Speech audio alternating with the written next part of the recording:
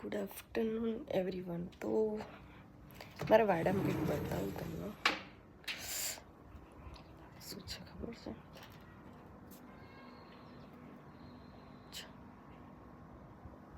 છે ને દૂધી એટલી બધી આવી છે ને.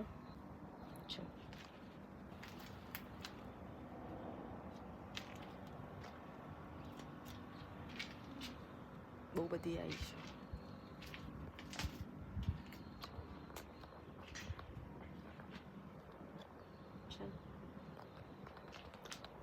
તો કોઈને દૂધી ખાવી હોય તો લઈ જજો. જો કેટલી મોટી મોટી છે. એક પેલી રહી સામે અને બીજી બધી નાની નાની.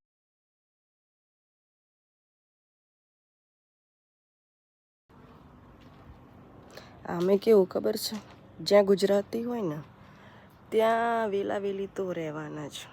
મેં બી વાવ્યું છે પાછળ, અમારા ઘરની પાછળ જે થોડી જગ્યા છે એમાં વાવ્યું છે. જો ભીંડા, મોટા મોટા ભીંડા થયા છે.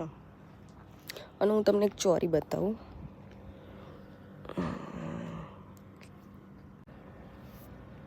ચોરીની સાઈઝ તો જુઓ,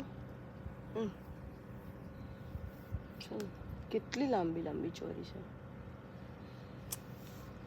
સરસ બધું ઉગ્યું છે. જો ભીંડા બી મોટા મોટા ખાસા મોટા થઈ ગયા છે. પણ આ બધું ક્લીન કરવાનો હવે પહેલાં જેવો ટાઈમ મને મળતો નથી. અમારા ઘરમાં જે કાકા છે ને એ કરે રાખે બધું. મને તો એવો ટાઈમ એવો મળતો જ નહીં. પણ જો છે ને બાકી મસ્ત તાજી તાજી દૂધી. આમે દૂધી બધા કેમ દૂધી ખાવ તો બુદ્ધિ આવે. ખાવાની દૂધી હું રોજ બનાવું. રોજ એટલે એક દિવસ દૂધીનું શાક બનાવું, એક દિવસ આંડવો બનાવું, એક દિવસ મુઠિયા બનાવું, એક દિવસ ઢેબરા બનાવું. દૂધી છે તો ખાઈ લેવાની તાજી તાજી. એટલી મસ્ત છે. મને બસ જોઈ રાખવાનું જ મન થાય. જો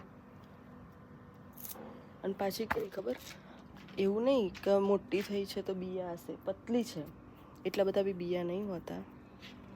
પણ સરસ છે. જેને ખાવી હોય એ લઈ જઈ શકો છો. જંગલ ભેગું થયું છે પણ કોનો ટાઈમ છે સાફ કરવાનો. આ છે અમારી તુલસી માતા. તુલસી માતા સારો એવો ગ્રો થયો છે. મેં 2 કુંડામાં અલગ અલગ કરી દીધી હતી છે ને. જો આ અમારી પાછળની જગ્યા. ચલો સો બાય.